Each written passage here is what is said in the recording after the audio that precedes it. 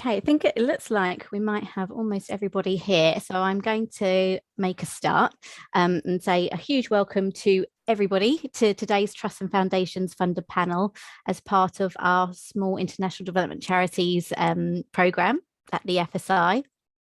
And my name's Conchita, and I'm going to be kind of the compere for today, or the facilitator for today. And I'll do my best to make sure we keep on time, and also that we've got some time for questions from the floor towards the end.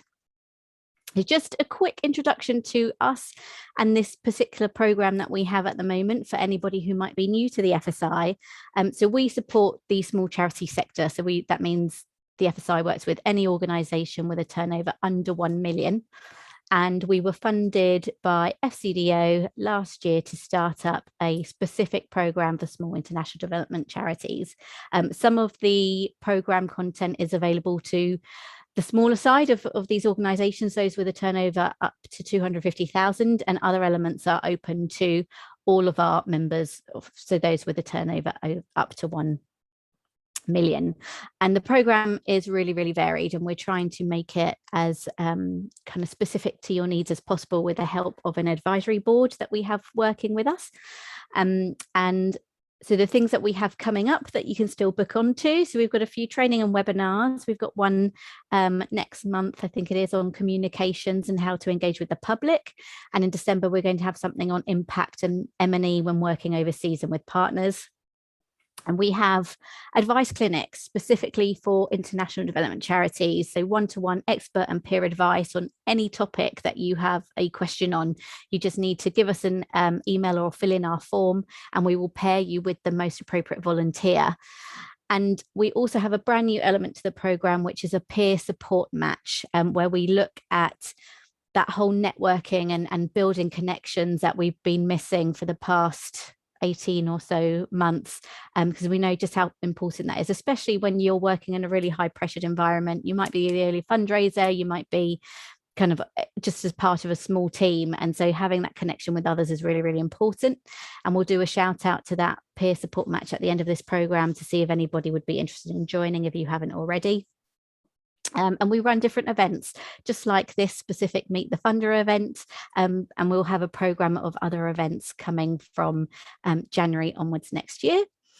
And the FSI, hopefully we're very well known for the training that we provide, and so to ensure that kind of all you charities have access to all of the training that the FSI has, we've got some bursaries available for the FSI's normal programme so that you can access those for free. And there's just the link to this specific part of the website for you all. Just to run through the format, I'm sure you're all really super familiar with training and online Zoom activities. But just for the FSI, we've sent you your pre-training questionnaire. There's also a post-event survey. Please make sure you filled out both of those so that you can get your deposit back. We're going to use the chat function today, not the Q&A function. So if you've got any questions, please pop them in the chat function, and my colleague Remy and I will keep an eye out for those and make sure we get to pose those to the panel. We're going to use the minutes to just check attendance, and there's no particular slides or resources that you're going to need for today. But I think when you join the session, you would have heard that this is being recorded. So the recording will be made available afterwards if there are any notes that you want to take, or if you want to share it with any of your peers. There's going to be a link onto our website on how you can access that recording going forward.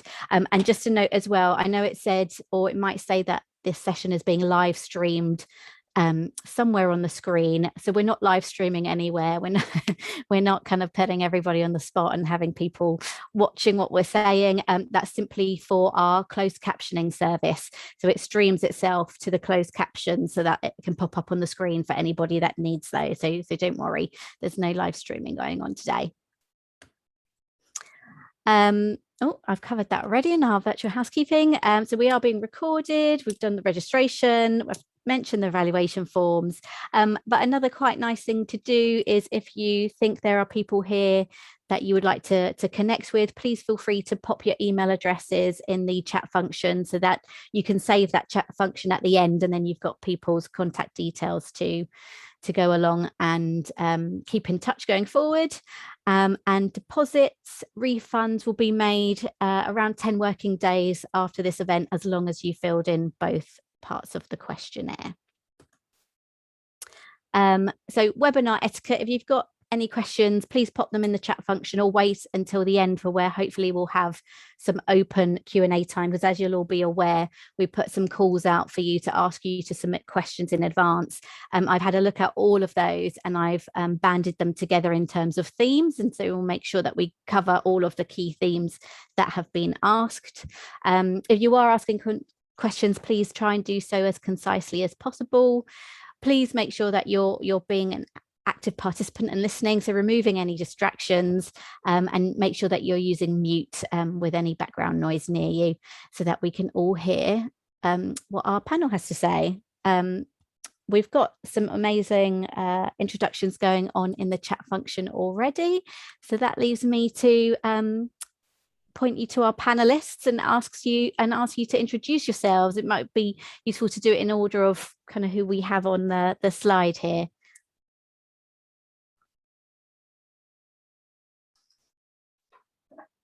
Hi, hello everybody. Thank you for the invitation to join. Seems like a really great event. Thank you to FSI for hosting.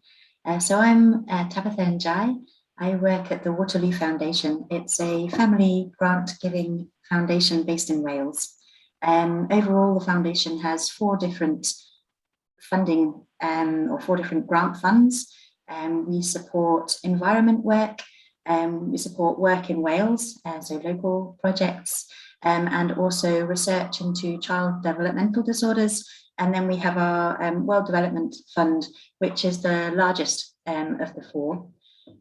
So within our World Development Fund, we particularly focus on 4 different themes, which are education, SRH, particularly family planning, WASH and nutrition. Across those 4 areas, we give away a little over £4.5 million per year. However, most of that goes to our main grants, which are to larger organisations. Our small grants sit in a separate sub-budget, and that's around 300,000 per year, with an open call for applications, but still looking at those same thematic priorities. I've worked with the foundation for around 7 years now, across a few different roles, but currently I manage our WASH and our nutrition work, and that's both the main grants and the small grants. I'm also outside of Waterloo Foundation. I think, as often the case in world development, people have several different hats. I am involved in a very small charity delivering work, so I like to bring learning from that as well, to help emphasise with the many challenges that the organisations who apply to us for funding experience as well. And yeah, very happy to answer questions and to have the chance to have this conversation with you all today. Thank you. Hello, I think I'm next on the list. I'm Sarah Ridley. As you'll see, I was previously with the London Marathon Charitable Trust and the Tubney Charitable Trust, neither of which provide funding for international development. So just to be clear, before you go running off to their websites, I am a consultant providing advice to operational charities and to grant makers. I've worked as a grant maker for over 20 years in the US and the UK, and have about 15 years experience working for operational charities, so as a grant seeker. So I very much empathise with the task that you have in terms of raising funds. As Tabitha said, I also have a foot in the direct sector. I'm vice chair of Carers Worldwide, and one of the only organisations focusing on advocacy for carers in the global south.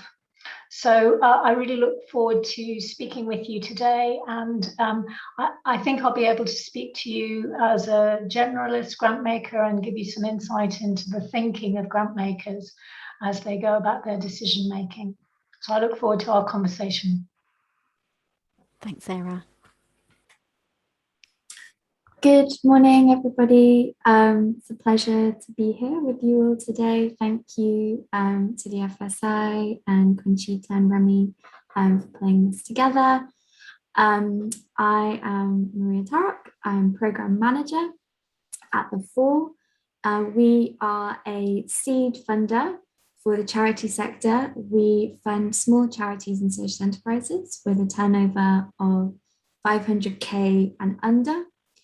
We provide unrestricted funding via grants of up to 30K. If you've followed our work at all, you'll know we've varied that since the beginning of the pandemic. We've also provided small emergency grants and smaller unrestricted grants of up to 15K. We're sector agnostic. We don't focus on one particular sector. We welcome applications from across all sectors. We fund UK registered charities, CICs, CIOs, and CBSs. So we often fund international development organisations as long as you're registered in the UK. We run 3 funding rounds a year. Spring, summer, and autumn, and you can apply to each of those funding rounds throughout the year. Alongside our grants, we also run a program of non-financial support to our applicants and our grantees. That has sort of 3 main categories. We run a yearly calendar of skills and training workshops with various different external partners working in the sector. We provide impact measurement support, both internally and via an external partner. And we also facilitate pro bono support between our corporate partners and our applicants and grantees. We fundraise ourselves for all of the money that we give away. We don't have an endowment. We work with a range of corporate partners and trusts and foundations. I'm really looking forward to engaging in discussion with you all and excited to hear your questions, and I hope that I can provide some valuable insight. Thanks, Maria. Hi everyone, my name is Will Bedinner and I run the Southall Trust, which is another family trust. We have 8 trustees present. They're all related to the trust's founder, although he passed away back in the 50s, so only 2 of our current trustees actually knew him. The trust has an endowment, so it's an invested pot of money, which is today is worth just over £14 million, and that generates enough money for us to give away up to about £400,000 each year. The trust was administered by a law firm for 80 years, but just over 4 years ago, the trustees chose to take a different approach and employ someone who's not only independent from the Southall family, but someone who's also had experience of fundraising in the charity sector, which is why I got the job.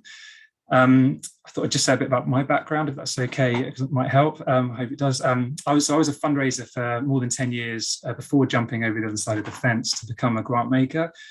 Most of my working life has been in the charity sector. I started out as a PA to a CEO, which was a great way to learn about fundraising. I then became a trust fundraiser for a disabilities charity, which went pretty well. The Institute Fundraising named me as one of the best up-and-coming fundraisers that year nationally, which is a really great boost for my fundraising career. And alongside that, I was serving a 4-year term as an elected town councillor, where I began to experience the grant making side of the fence as well through the council had a finance committee which gave grants.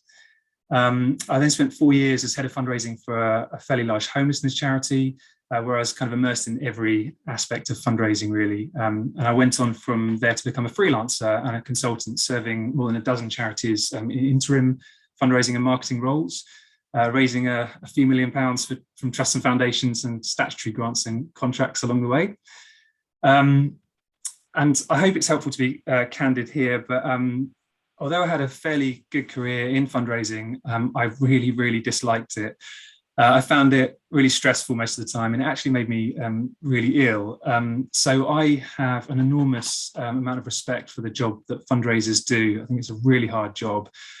Also, I think that being on the grant making side of the fence is an enormous privilege. And to be honest, I don't think every grant maker kind of recognises that enough. It's a huge privilege to be here. And my hope is not to do all of the things that used to irritate me so much about trusts. And I recognise several of the charity names here on the list today as charities we've funded, and some we've turned down. I'm sorry about that. But I hope whether you've had success from us or rejection, I hope at least you've had good communication, at least in the last 4 years. And yeah, just to say, I'm really grateful and humbled to have been asked to be part of this panel today. I hope I can bring something useful to the discussion. Thank you. Thank you all for those really great introductions. So I'm going to kick off straight into the questions because I'm really conscious that we want to get through as many as we possibly can. And the first one's come through anonymously. And it asks, how can the power imbalance that exists between funders and grant applicants or grant holders be addressed? Who would like to go first? I can go first if that's okay.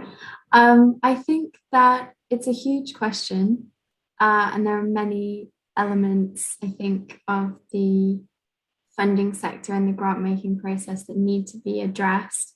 But I'd say for me personally, and also the four, we really believe that grant makers need to listen to charities more and to respect what they're saying in terms of what they need.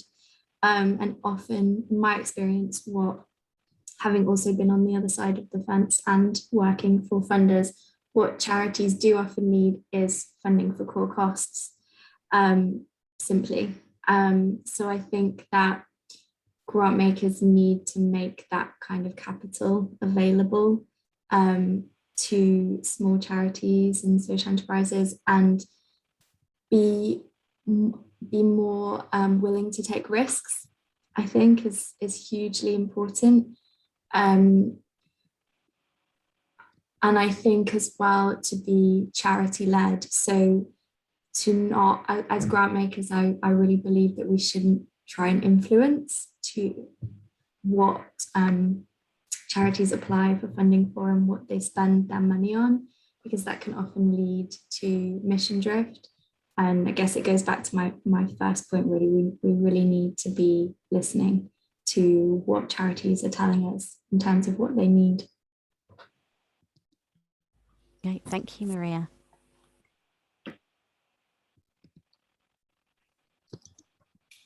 There's probably a lot of overlap. Go ahead, Tabitha. Oh, sorry, Sarah. No, go ahead. I keep it short. Probably quite a lot of overlap with what Maria has said. I think it really requires a mutually respectful relationship. Important things that go into that is for people on both sides to take the time to understand the goals and approach, so both of the funder and of the implementer, reflecting on what reasonable expectations are, I think, on both sides. And really thinking about when you're supporting smaller organisations, what their capacity is and what they're able to do, and for the level of funding, what the expectations are in terms of feeding back. While it's, I think, to be realistic about having honest communications. I think knowing that fundraisers are in a difficult situation in having to sell their work, and I think that sort of honest communication can often be built up through longer term relationships, but that can sometimes be difficult as well with smaller grant pots where more often sort of one-off grants are given. But I suppose just acknowledging that is difficult. I would say something a little different from Maria. So as I said, we're quite thematic focused. So we do have our own funder specific goals of what we look to fund. And I think we would maybe be a little bit more directive in what we're asking organisations to apply for. But at the same time, there is a danger of strategy drift, and we're keen to avoid that. But from our side, I think a lot of the responsibility for that lies on the side of the implementer, and keeping true to purpose as much as possible. Thank you. Yeah, I don't know if I can add anything to that, but I completely agree. I think just the first thing to say is, I think the power imbalance is just in the nature of when somebody has money and somebody doesn't. There's always going to be a power imbalance, and I think it's just acknowledging that the imbalance is not going to be possible to be completely on a level. I don't think.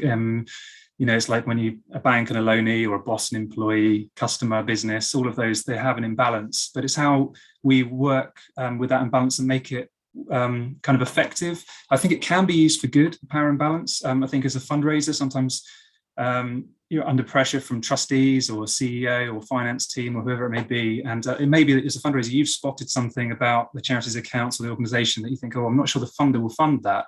But you've got pressure from people who maybe don't understand fundraising as well to raise the money. And it's not until the funder comes back and says, actually, we're not so happy with this area of your work, you might need to address this, that you can then go to your trustees or CEO or whoever and say, look, the funder said this.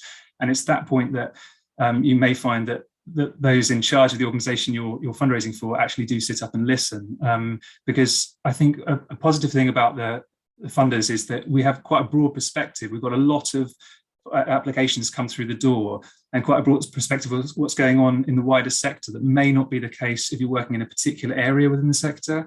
So if there's, just as an example, your charity may be sitting on a huge amount of reserves, for example, and you know that funders may have a problem with that.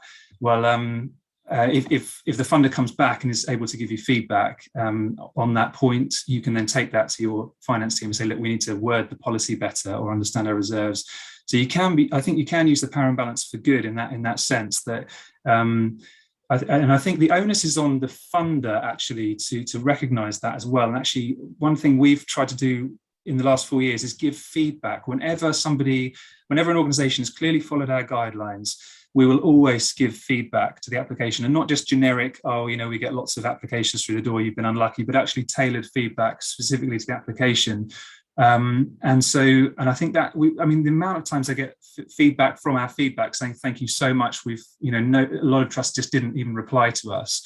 And I think that's really bad when funders don't do that. So I think feedback is important in order to maybe use this power imbalance positively. I hope that helps. I really, really strongly agree with you, Will, on the feedback point. That that's something that we really prioritise. We give tailored feedback to all of our applicants, and I think it is a way for funders to give back, to actually dedicate time and resources and energy to providing that feedback, which can be so, we hope, useful and helpful for organisations. And just an additional thing that came to mind when Tabitha and Will were adding those points was, I also think it's really fundamental to involve charities and social enterprises in the decision-making process as much as possible, so to avoid a top-down approach. So we've, over the last 2 years, have included our grantees on our funding panels to help us make decisions about who to fund.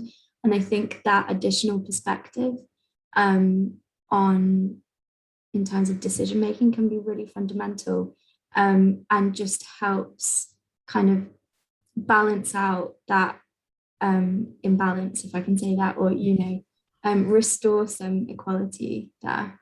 Sorry to jump in, Sarah. Oh, I guess I'd just like to say that there's an awful lot of play made of the power imbalance, and that power imbalance focuses around money. But I would also like to challenge and say there is another power imbalance in the opposite direction, and that's that operational charities have local, on the ground information, and information is power too. and that charities should feel confident if they're well run and delivering well, they will have access to information, evidence of the impact that they are making, and should feel confident in the way that they present that information.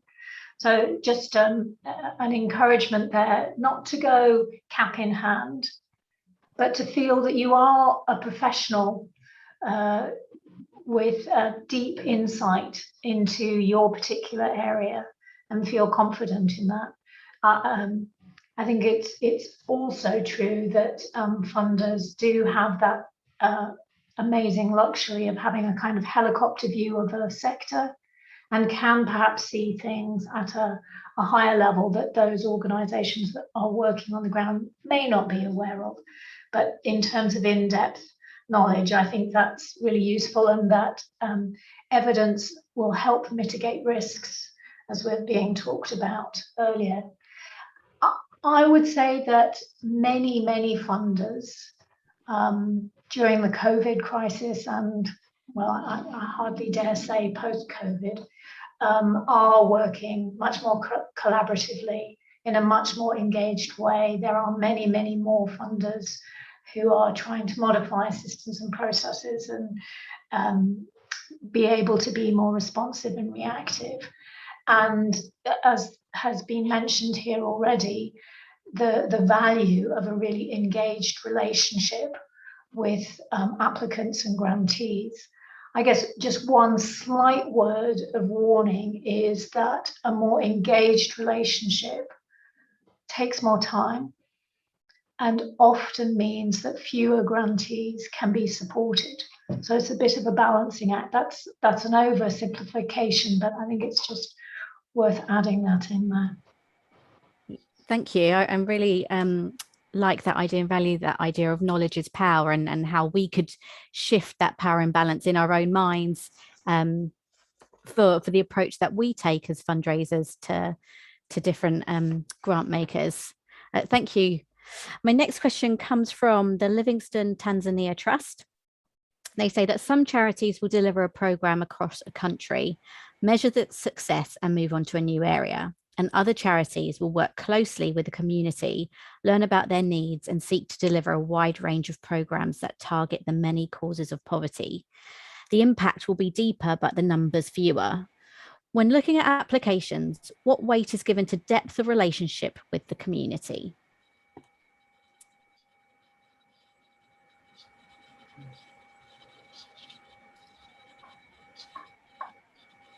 There's a few different concepts included within in the question there, but just to take the end question, so what weight is given to the depth of relationship within the community?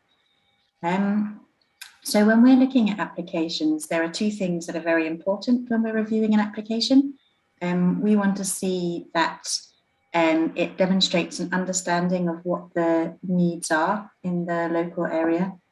We want to see that the work is designed to address these needs in a way that's appropriate to the local context, and that thought has been put into how the impact to be sustained beyond the project period. But beyond this, we accept that organisations will differ in the relationship that they have with the local community, and in the approach that they take. So some might have a sustained presence within a village or a group of villages to deliver their work. Some might work by strengthening government processes or policies. Others might work by partnering with local private businesses. And so I think we tend to be agnostic with regards to the type of relationship that an organisation has, and rather look to judge the project on the potential that the approach has for to be impactful.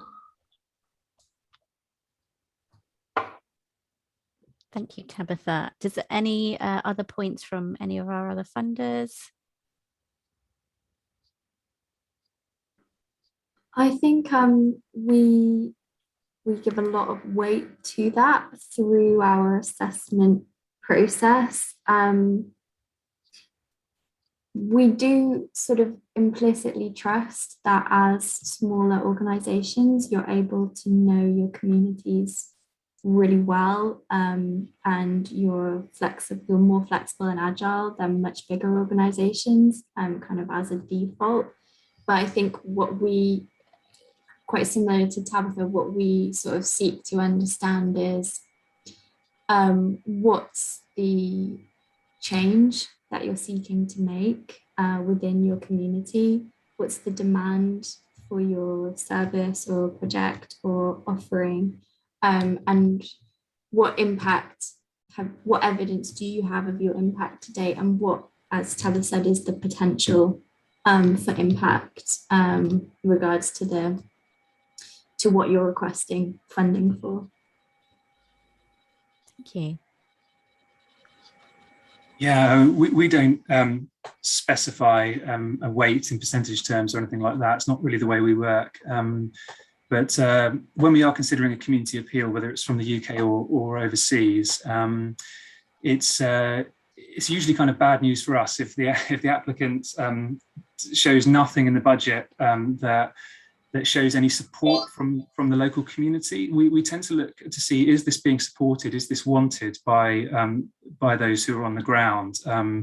We're having discussions behind the scenes really a lot about the kind of, I don't know if this is the right term, but the kind of white savior complex, where people go into countries, particularly in Africa, and say, oh, we're going to fix all your problems. And actually, we're very kind of dubious about that approach. And we prefer to see people on the ground delivering the services and really equipping people there within the local community. And as I said, we love to see evidence that the local community actually wants that work.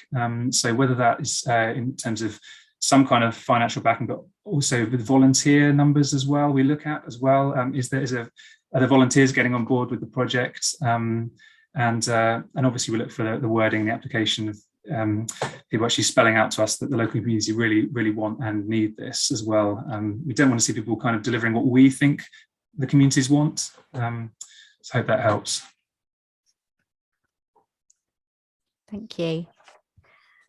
My next question comes from Play Action International, but this was a theme that came through quite a lot. So what would you say are the top 3 things that would make you read an application and think, I really have to fund this? I jump in and speak generically. Spell out the doctor's name. I think that the key thing. Doctor's name. Oh, Pat, are you trying to join in the conversation? I think let's just make sure everybody's on mute. Yeah. Oops. Hang on. Yeah. Remy, are you able to mute Pat? Because I think she's on the phone and I can't. Perfect. Right. Go ahead, Sarah. Okay. Yeah, I was going to say, I think it's really important that we all acknowledge that we all have specific objectives that we're trying to achieve. Aye. And sometimes those are specified in our trust deed that prescribes which areas we can focus on. Then trustees are able to narrow that focus a little bit. And then a good grant maker will also have its own theory of change. So I think that the most important thing is a sense that an applicant has read the guidance that's been provided, and that there is a real match between your objectives and the grant maker's objectives, and evidence of that.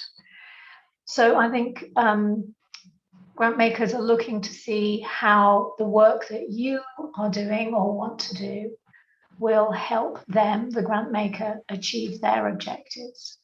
So evidence of that. And then thirdly, the evidence of your likely impact. What information do you have about the impact that you've had previously? and the likelihood of success in the future, as Will was talking about in terms of community engagement,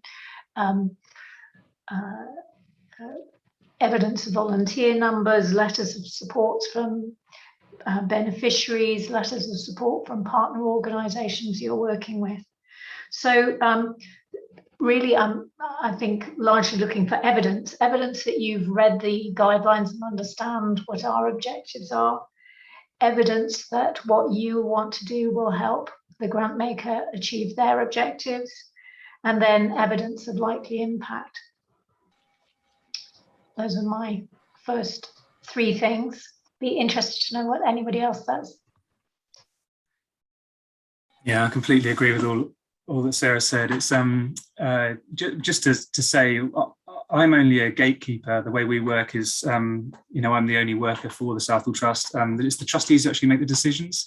So while I may be looking at an application going, oh yeah, we should really fund this, this is fantastic, I have to remain impartial. So I have a kind of secretary's comments section of when I summarize an application and send it off to the trustees, I write comments, but I try my best to keep them factual and impartial, not to kind of bias their decision in any way. But I do all the due diligence and so on. And if it's a really good application, those kind of facts and comments kind of will speak for themselves and will influence the decision, I suppose. But the decision is not mine. So I think a lot of trusts are set up in that way, that there are gatekeepers to the trustees. So the way I work in terms of thinking, is this a great application, is the first thing exactly what Sarah said. Have they done what we've asked? Have they filled in the form correctly? It's amazing how many people leave boxes blank, or they don't use the right format to fill in the form. I look, does the budget add up? It's just very quick scan. Does it all look like it's in order? And then secondly, I'd look at the application summary. We have an option in our form just to say in a few words, what is it you want from the trust? And that application summary is actually really important. It's that kind of some people call it, is it an elevator statement or something? You've got 30 seconds in the lift as it goes up and down the elevator to say exactly what you want the money for. Can you say it in a few words as possible and really grab the person before they get out of the lift? Does that application summary grab the reader? And the third thing I'd look for is the full summary, and exactly what Sarah was saying before. Does the charity understand what it wants to do, why it wants to do it, and how it's going to do it? And impact is really important as well. Impact and achievements, which I think we might come on to later.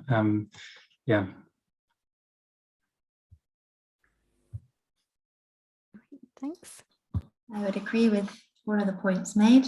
For small organisations, often they're led by a small number of people, and I think it's often we look at what the expertise is there, what type of leadership there is, both in the UK and in the country of activity, and feel like the people involved play a vital role in the success of the work. So trying to get a sense of the organisational strength.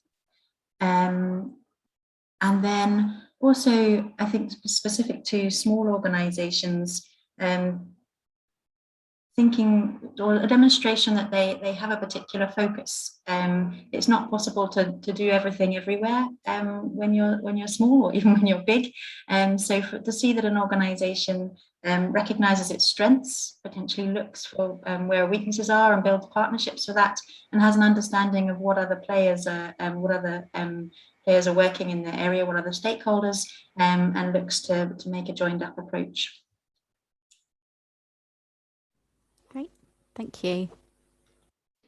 Our sort of funding process is slightly different, so perhaps it's useful if I just give an overview of that before I say the sort of top three things that we would really look at, which do kind of echo what's been said already. But we don't have an application form. We ask people to submit a 3-page application document, for which we provide some guidance via our website. We have a webinar and an application guidance document.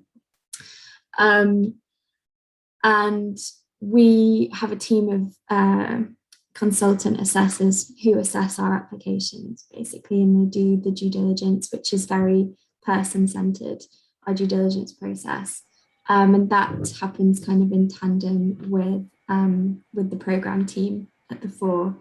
In terms of the decisions, the fore doesn't really have any say in the final decisions. We have a funding panel that's comprised of our corporate partners, trusts and foundations, and our grantees and individuals from the philanthropy sector.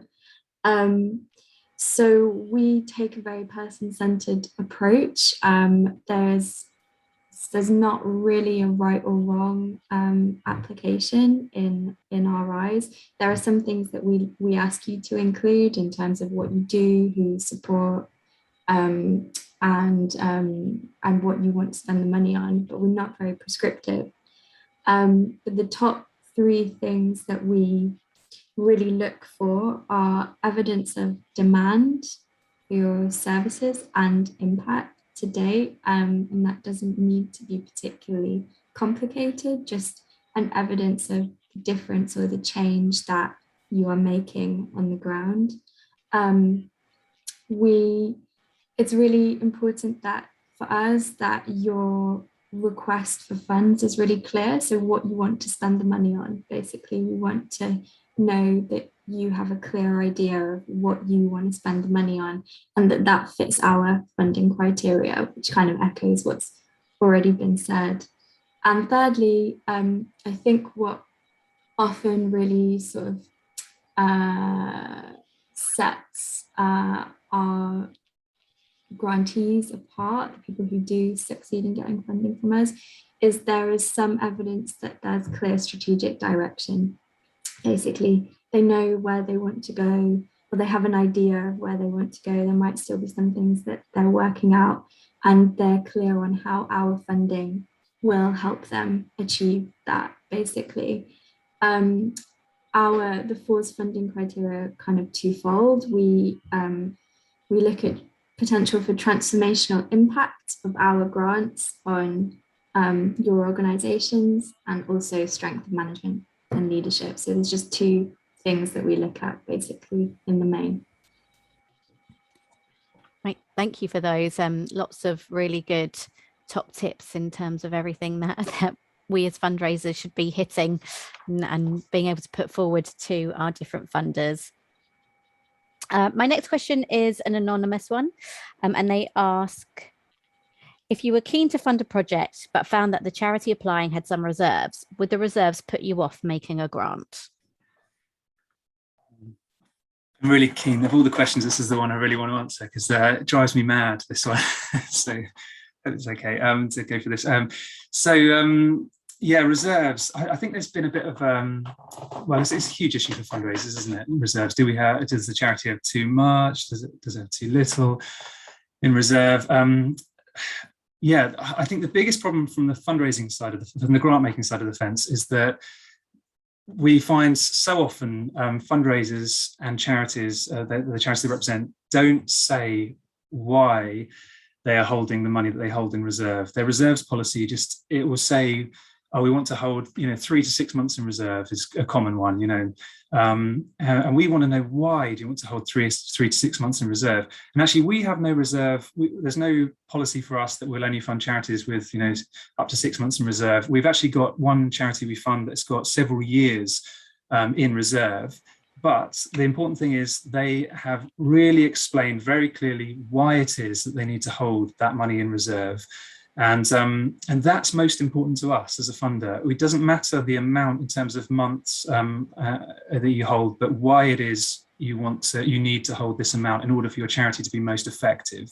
We've seen quite a few times as well. I've been surprised, being on this side of the fence, how many charities have written saying, oh, we hold 6 months as per Charity Commission guidelines. And every time I've heard that, I've gone back saying, could you let us know where those guidelines are? Because I don't think that's what the Charity Commission says. It's been this kind of myth that's circulated around the sector for many years. There is, I think it's CC19, it might be. There's the document from the Charity Commission on reserves, which is well worth reading, well worth every trustee. And I've got to check it is CC19 before I say that. But charity reserves, building resilience. That's the document that really, it just encourages you to consider why you need to hold what you need to hold in order to run the charity. So yeah, just in summary, it's not the amount, it's nothing like that. It's just, please, explain why it is you need to hold what you hold in reserve. So really spell it out clearly in that reserves policy, because that's what we look at more than anything. Thanks. Thank you. I can only echo, please, please, please make the case, explain. Maybe some grant makers do have a policy, but I think most just want to understand why you do have money or why you don't have money. I would echo that as well. Just to clear, we don't have a reserves policy for clear explanation. Even in your 3-page application document, if you just include a sentence on it, that's really helpful for our assessors to know why it's a high level or a particularly low level. But we are quite risk taking. So if you have a low level of reserves, that doesn't mean that you won't succeed in getting funding from us. I would actually also add to that, in that when we're assessing, depending on if you have a high level of reserves, we generally look at it in the round. So we try and look at the overall financial picture of health within your organization, depending on what information is available on that. And we also look at what you're requesting funding for from us. So we try and place your level of reserves in the overall bigger picture, so that we can understand where you're at and your rationale for the level of reserves, which may or may not be in your control. And we really understand that and respect that. Great. Will, just to jump in, because I completely agree with Maria. Actually, she just reminded me that actually, we tend to look at the picture over the last 5 years of how the charity's been performing financially. I mean, that's assuming it is 5 years old. It may be younger than that, but we tend to look at the Charity Commission website and the information there, and the charity's accounts. And it can be the case sometimes that actually the charity has too little in reserve, and we've seen the income and the so on going down and down, and we think, oh, this isn't looking like a good picture. This charity isn't well run, or, and we have turned down charities. They've, particularly those that have set a reserves policy of, like, for example, 3 to 6 months, and they've actually only got a few weeks in reserve. For us, that's a little bit frightening. If the overall picture is the trend is that the charity is looking like it's heading for closure, we wouldn't normally be the charity to come in and prop things up unless there was a really good case for it. Yeah.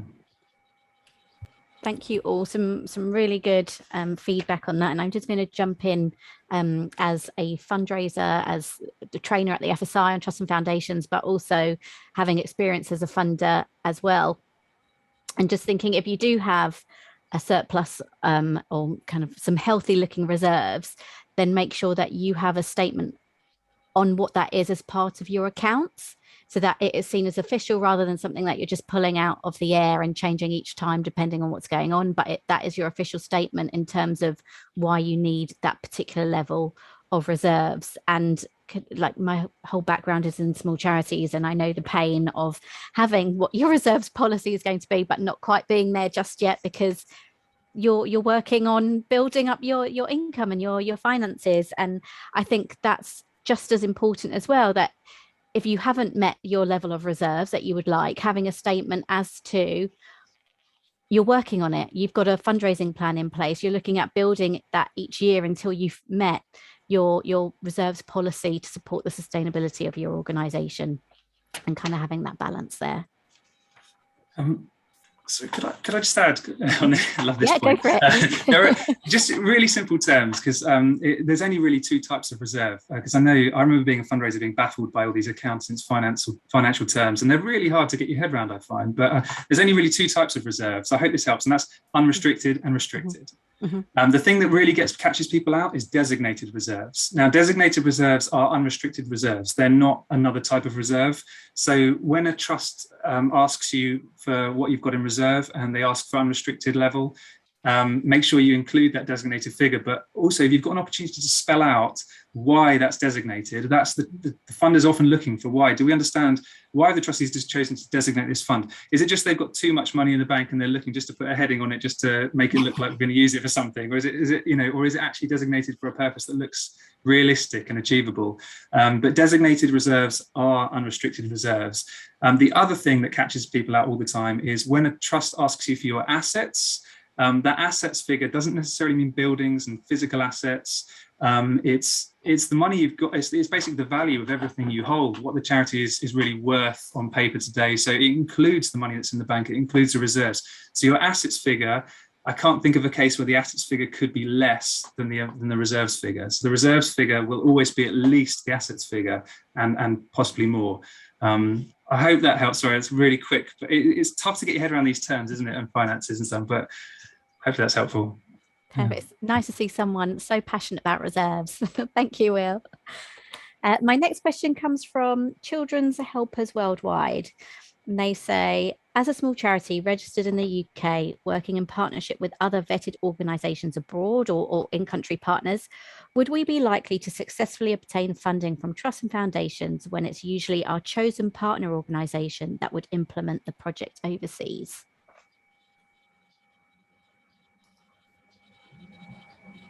I think probably a message that Sarah was highlighting earlier is that it's really, really important to look at the specific funder. Every funder will have their own criteria, and they will usually make that clear on a website or in what they're looking for. So make that as a first port of call, look and see, make sure that you are eligible to apply. But more generally, I think that's a very common setup for charities, having an in-country implementer, and there's a lot of advantages to it, particularly I think with COVID-19, increasing restrictions on international travel. There are big advantages to having people on the ground able to continue the delivery of work. And before and after COVID, also having local people who are leading and delivering work provides us with the confidence that there is a good understanding of what local needs are, and that there are existing relationships within the communities where the work is being implemented. So from the Waterloo Foundation's perspective, we certainly support organisations that have got that set up. What we would be looking to understand is to get a more detailed picture of what that partnership is, look and see what the roles and responsibilities are on each side, and look to see what sort of oversight on both sides. For example, how are finances managed? What type of safeguarding policies are in place? To get a better understanding of how organisations are working together. Thank you. My next question is from an anonymous source, and they ask, would you consider moving to a model of unrestricted funding with some key objectives to meet as part of the grant agreement to enable charities to be more agile, just like the FOR funding?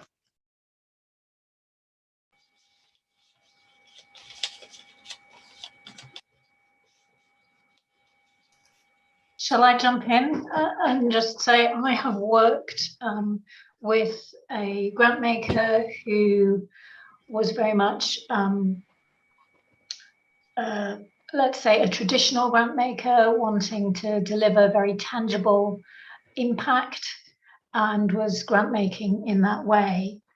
But through some strategic reviews and really spending time being a reflective grant maker, which is something that I really advocate, and thinking about what are we trying to achieve and are we achieving it in the best, most effective, efficient way.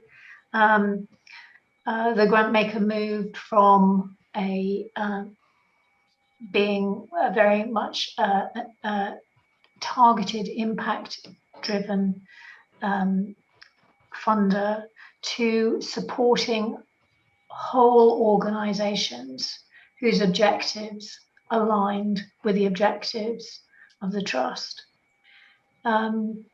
So I think it does go back to this very basic issue of what is the funder seeking to achieve, and have they thought about different ways of achieving that objective? And sometimes grant makers will decide that the best way to do that is to working closely, perhaps with a limited number of grantees whose objectives very closely align with those of the trust.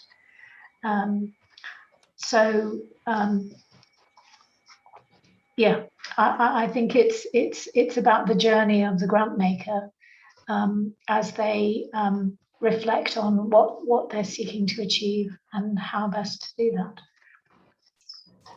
My experience. I would say that the way that we manage this matches quite well some of the points that Sarah has made. So because we have particular sub-budgets, so for example, we are from our WASH sub-budget, we are looking to support organisations that are looking to improve access, for example, to a safe water source.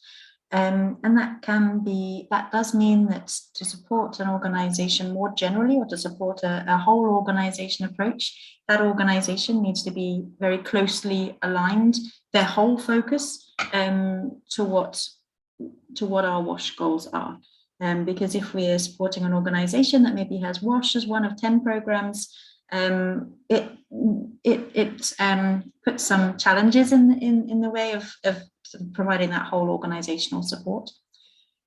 So we typically have a small number of grantees whose goals align very closely to our own, and who we've developed over time a more trusting relationship. And with this group of organisations, we do look to provide more general, unrestricted support of their goals.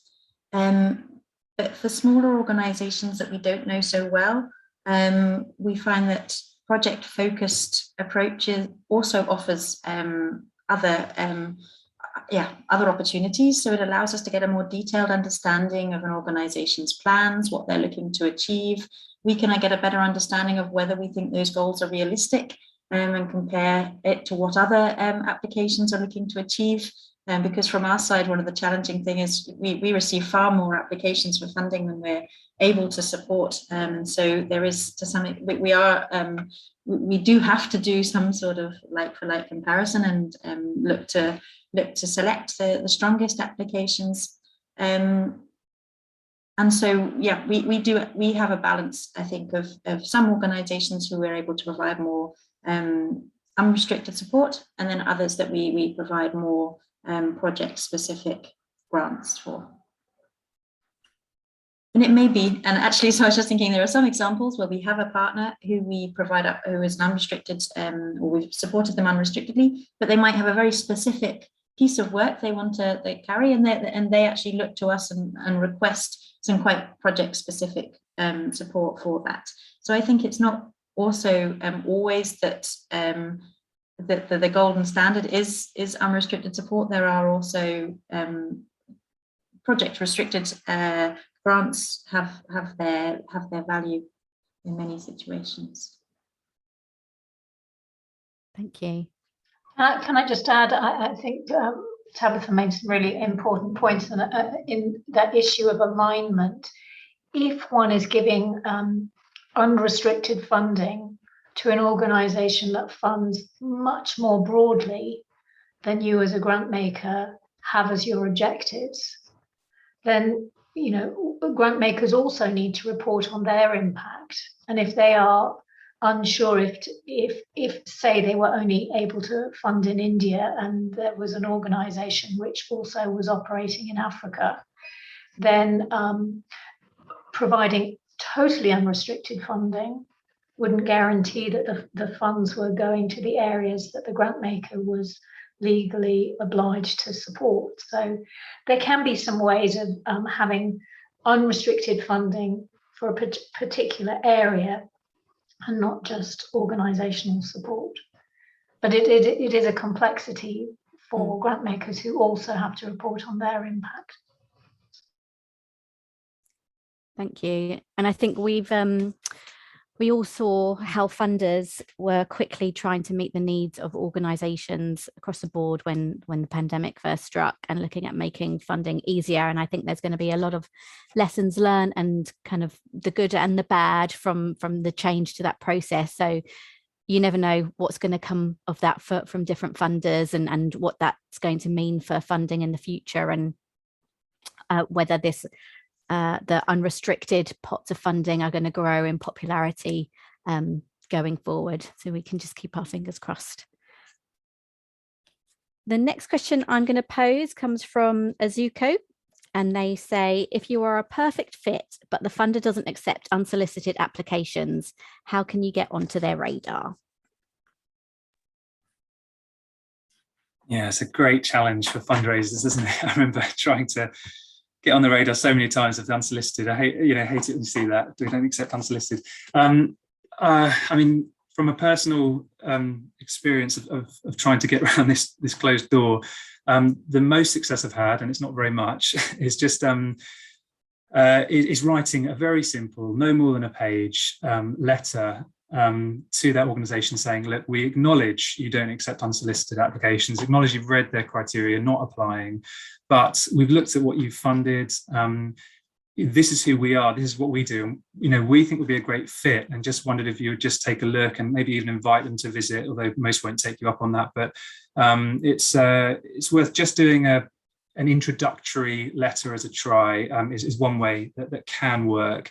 You find that some of those trusts, I don't know if it's still the case, but certainly when I was trust fundraising, a lot of them were administered by solicitors, or there's quite a firm gatekeeper there who's probably got a big pile of charities doing exactly that, just writing and introducing themselves. They just put them probably in the bin. But that's it's just getting past that gatekeeper. So the next thing to try is using good old Google to look up the trustees if they're listed, and see if you can find out a bit about them, and whether there's any links, any networking where you can connect into those particular individuals.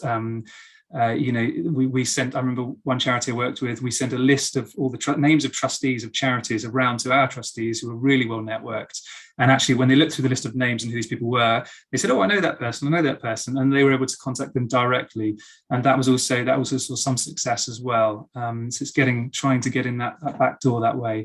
But yeah, I think that's probably probably about the best you can do. It's a very difficult one to get in there. I think very hard. The other thing to try is a partnership. If you know the organisations that are being funded by that charity and you're able to build a relationship with that charity, it's possible to maybe look at doing partnership projects with those charities, and then together you can approach that funder if they're already through the door. I hope that helps. I just wanted to add a little word of caution to Will's around the contacting trustees directly. So depending on how you come across contact information, I mean, the Waterloo Foundation was set up as a front for trustees because they don't have the capacity. They have a very full private life, and they didn't want to be contacted directly by applicants. They wanted the Waterloo Foundation and the processes that we have. I mean, having said that, we do have an office and a number. So that may be different from other organizations who haven't got any contact information. But I think that there is it's necessary to think a little carefully about when you're contacting people, you are contacting them in their private time and not something that they've put a request out there for. One other addition is that we talk to other funders, and we really like to be in touch with other funders and talk to them about the organisations they're funding, ones that they would recommend or ones that might align. So I would say always good to think about that and make sure you keep a good relationship with your existing funders, because information does often flow through those funder networks as well. Yeah, just to say, Tabitha, absolutely right. Because when I was a trust fundraiser, it was before GDPR really came in as strong as it has. So yeah, I think that's an absolutely fair point. I was trying to say trustees who is where there's already a personal connection. But you're right, a lot of trustees don't want to be bothered, and in those cases you may not be able to know who the trustees are because they'll just put a front, or go through this firm of solicitors or however it's set up. So but yeah, sorry, don't break any GDPR. I wasn't advocating for that. And maybe don't hassle trustees as well. So thank you. I was going to add just a couple more things to some very good points, and I share the caution about contacting trustees. And it's just about general awareness raising. Get yourself out there at conferences, write articles in third sector press, use LinkedIn, definitely use your funders who, as Tabitha says, we do share information and ask them perhaps to make an introduction to you. And in terms of contacting organizations directly, as I said, information is power. If you have a great press release about significant impact you've had, just send it to the organization as some background information for them. Not, you're very well aware that they're not accepting applications, but here's some information that might help you in your thinking. I think that's another way you could use. Thank you all. That's some really, really good handy top tips there. And I would say definitely echoing what everybody said in terms of the caution, like don't pester people. But also if you do have connections where there is a relationship, do use that to your advantage, because that is the power of relationship fundraising. And I just throw in one last point into that as well, is just make sure that just exactly as Sarah said, you're promoting yourselves, but having that core focus on the impact that your organization has, not just that you're delivering X, Y, and Z program, but what is that change that you're making? What does that difference mean? And make sure you're communicating that as widely as possible, because that's what the funder is looking to fund. So just making that kind of highlighting that everywhere you possibly can, because sometimes we neglect to do that.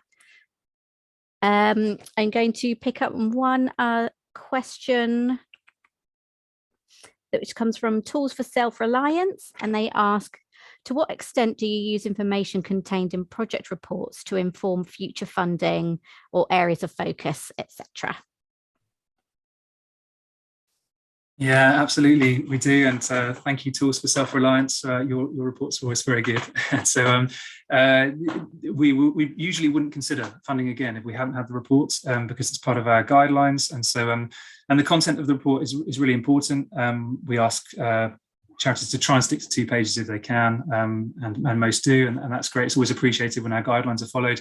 One thing we do look out for in reports that I just like to stress is actually when things don't go wrong. We love the answer to that question. We put in our guidelines, please let us know when things don't go right, when they go wrong. How, because not everything goes to plan, right? And we appreciate it doesn't. And we're not, I think, if you're thinking that funders want you to fund it, want you to deliver the project exactly as you've set out, I don't think that's always the case for a lot of funders. And a lot of funders are quite lenient.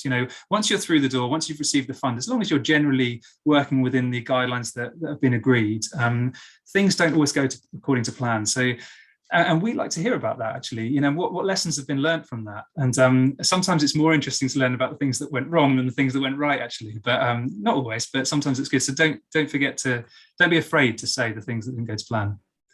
Reporting is important. I think I sort of have a slightly, I really echo actually Will's last points there in terms of please be candid with us about what actually happened. But also we don't, at the fore we don't request that you submit reports to us. Instead, we do a 1 hour call with you to get a progress update from you, and we write the progress reports ourselves. So we try and take the burden away from you in that way. What's useful for us to understand in those sessions is to really get an idea of your needs and any challenges that you faced. So kind of going back to Will's point on being really candid about what might have gone wrong or what maybe didn't go as you had planned it to go, because that helps us understand how we can respond to your needs, because that's our whole sort of reason for being, is to be able to respond to the needs of small charities and social enterprises. So if we have a clear idea of the challenges you're facing, we can take that away and look at that on aggregate and try and understand the overall challenges of our grantee portfolio and how we can better respond to that through our grants program and our non-financial support. So what you tell us absolutely does influence our work and our aims going forward. Yeah, I would really echo Maria, and I think this speaks to as well, talking about that power imbalance and thinking about the power that organisations have as the information. This is so valuable to us. We're not just asking, we're not asking for reports back to sort of tick boxes and say, yes, you said you were going to do this, yes, you've done this. But the most valuable part of those reports is that it adds to our learning of what works, what doesn't work, and that helps us to be a better funder as time goes on. So it is important for us in terms of understanding an organisation's progress, but it's also important for us as a funder, and it's a way that organisations can give back and share with us. I echo all of those points, and the only other thing I would say is don't wait until the final report. If you have good news or bad news to share, do it sooner rather than later, unless you have a very hands-off funder, which I hope you don't. Yeah, because the sooner you share that information, the sooner we can do something with it. And I think most funders these days really, once you have been given a grant, we are willing you to be successful. We will do almost anything that we can. We will do anything that we can to support you. So the sooner that you tell us if there are hiccups along the way, the easier it is for us to support you in that way.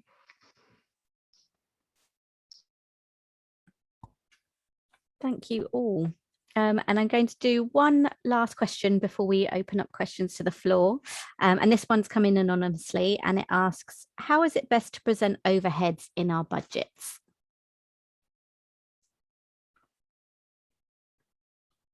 Who's going to go first and talk finance? I can go first. Again, a slightly roundabout answer to your question, because we don't request budgets in the 3-page application document. So we just ask that you be real about the amount of funding that you're asking for. Basically, you don't need to cut corners. We need to get a real understanding of how much funding you need and what you want to allocate that to, so that we can understand how your application meets our funding criteria, and also how we can help you. So I would say include it all. Thank you. Yeah, completely agree. My answer to that is just as honestly as possible. And we have a budget template. And the reason, I know that's frustrating for some charities, but the reason for that is because we used to just get all sorts of different types and formats and spreadsheets sent to us of project budgets. And it was so difficult to read some of them. And so we just put a template out there. So in our application form, you'll see just a template, and we ask to, list the salaries and all the staff costs, and just be honest. The only other thing really to add to that is we do look at ratio of staff to volunteer as well. That's important to us as an organisation. We particularly like charities that use volunteers. You may feel like, oh, our staff costs are pretty high or whatever, but if you've got a lot of volunteers using as well, that's something we consider when we're looking at staff costs. But yeah, just be as honest as possible, because usually you get found out if the figures are being sort of shifted around to make it look like you're, so just be honest. Not that you wouldn't, but. Yeah.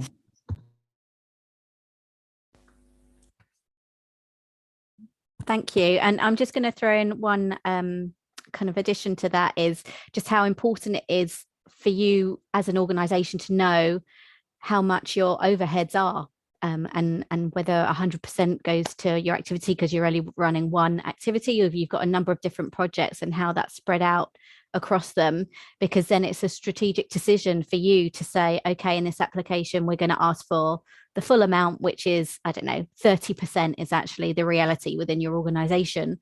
Or you might come to another funder where they say they only fund up to 10% of overheads, unfortunately.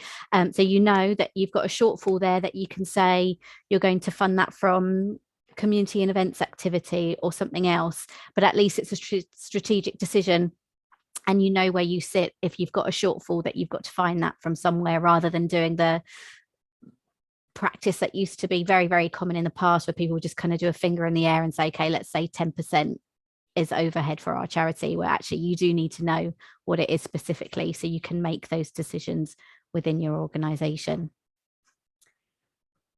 And that's is it from me and my list of questions. So we're going to open up questions to the floor, and I see we do have one that's come in from Liza from Ecologia Youth Trust, and she asks, is there an acceptable percentage of an overseas grant that can be allocated to expenses to run the UK charity, or is there another way of allocating funds to support the UK charity? I think this is a little bit like the response to the last question. You know, tell us what it costs you to oversee the work in country and explain why that's the case. So I mean, some grant makers may have fixed percentages, but I think it's better that you are clear what the actual costs are. I would add to that as well, that it's important for us to understand the rationale behind the costs that are allocated to run the UK charities. So what impact, why do you need that money, and what is the function of the UK charity? How is that helping you achieve your aims and objectives if they are overseas? So essentially it's providing the funder with an understanding of how contributing to the costs that are involved with running the UK side of things help you achieve your wider impact. I think that's always quite important, and that's something that we always try and understand a little bit more about in our due diligence process when we are dealing with requests like that. It's just important to, if you can put it into the bigger picture and the rationale, it's really helpful. Thank you. That's some useful advice there. Anyone else like to throw a question out to our panel? Please feel free to either pop it in the chat, or if you want to raise your hand and unmute yourself.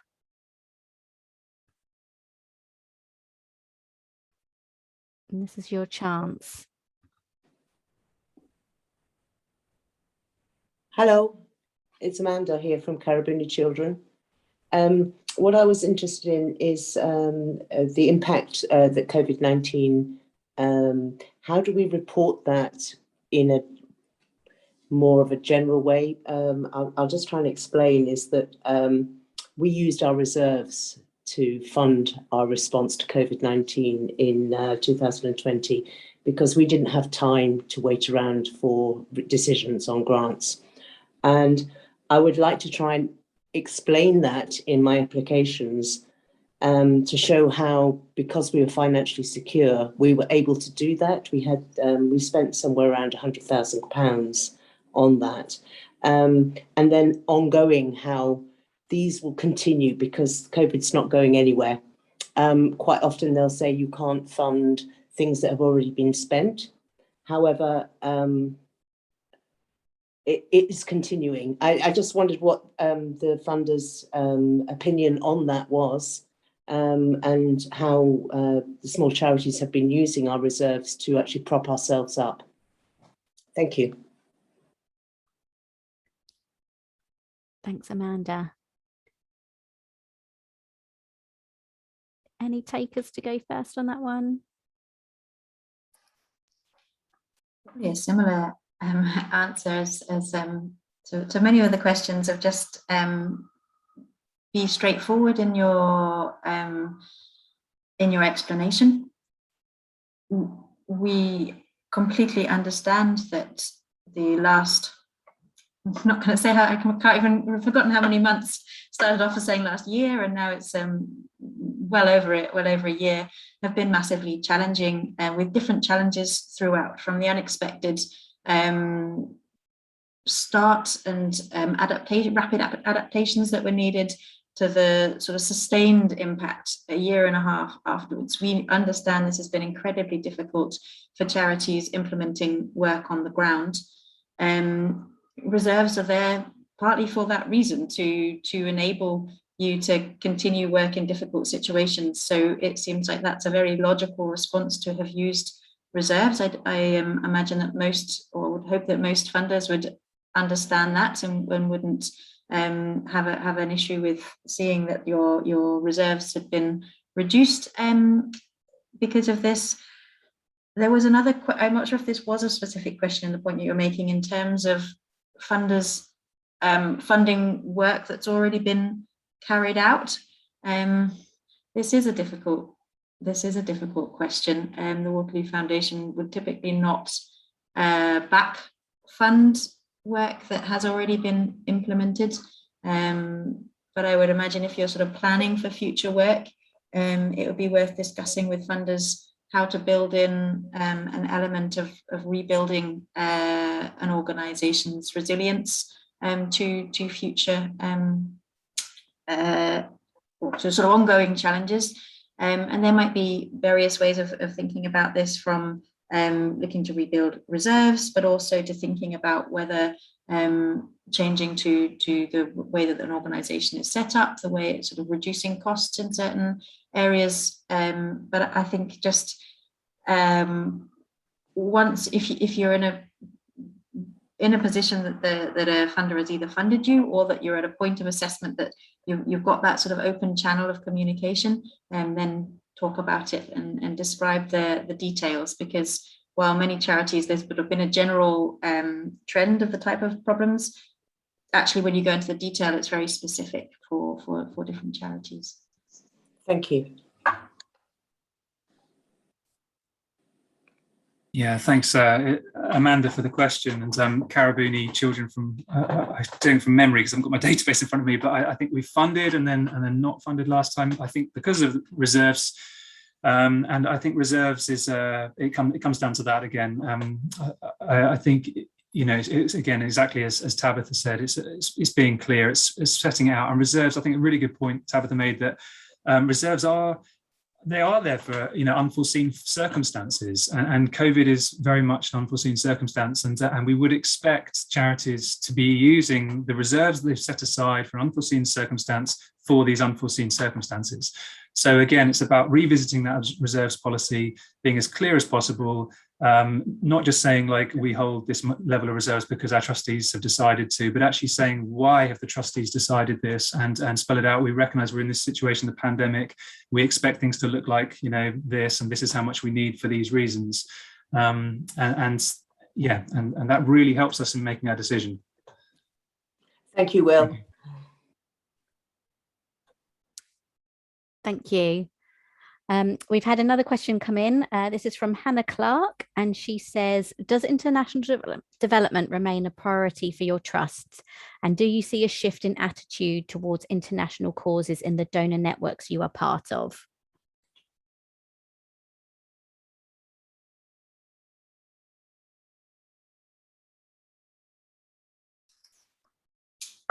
I mean, our World Development Fund is a fund for supporting overseas development, so we're not foreseeing a shift in terms of looking at supporting. I think this is sort of looking at whether you're supporting work overseas in view of increasing needs closer to home, if I've understood that correctly.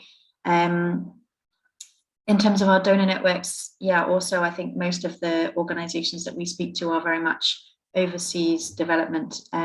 So if anything, there's been sort of conversations around how to increase support and improve the support, but obviously with a backdrop to seeing around bilateral funds from the UK with big, massive reductions.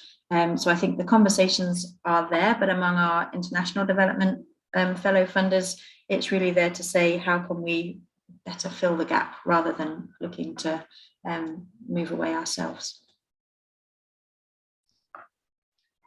And just to perhaps add to that and re-emphasize the point about information being power, I think there are ways, and I know this is happening, where charities can work together collaboratively to raise the profile, to draw attention to particular issues, provide information to funders, etc.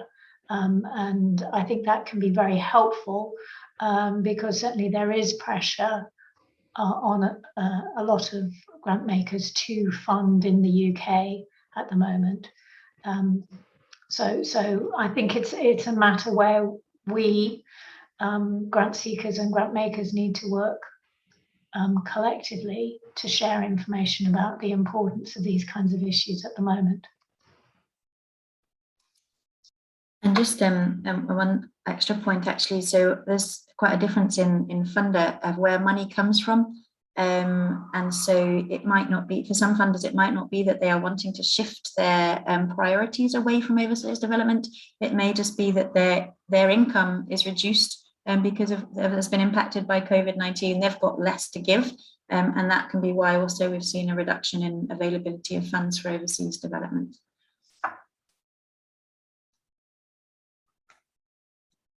Thank you there for that insight. That's really useful to kind of get your take on that, especially as it seems more and more funders are kind of giving us international development organisations the bad news. So it's good to see that there are steps being taken within this realm to see how those gaps can be plugged or support can be provided, and that's a comfort to know.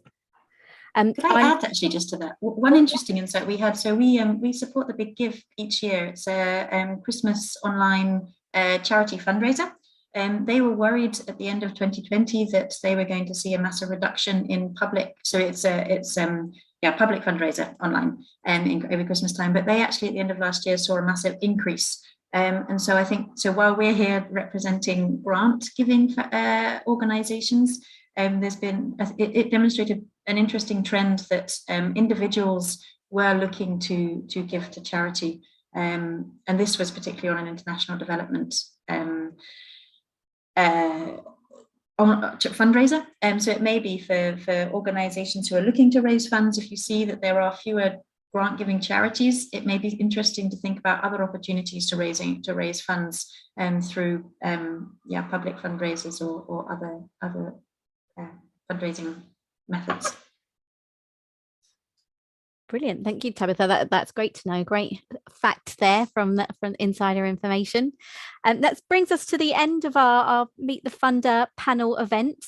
Before you all shoot off, I'm going to ask my colleague Remy to launch a poll around that peer networking match that I mentioned at the very beginning. So if you would like to be matched with somebody who works for another small international development organization, it's kind of very light touch. It's about having a quick coffee with each other and kind of just building your personal network.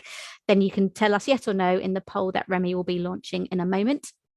And I just want to say the biggest thank you to Will, Tabitha, Sarah and Maria for giving up their time and coming along and joining us today to answer all of our questions.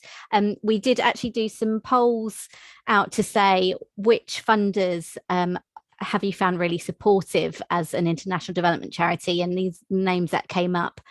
So really happy that you were able to join us and kind of give your key insight into everybody's questions. So thank you so much for that. It's much appreciated.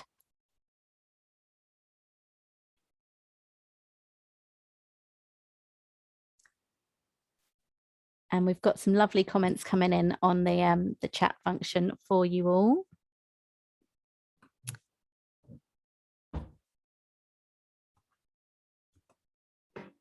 And here's our poll.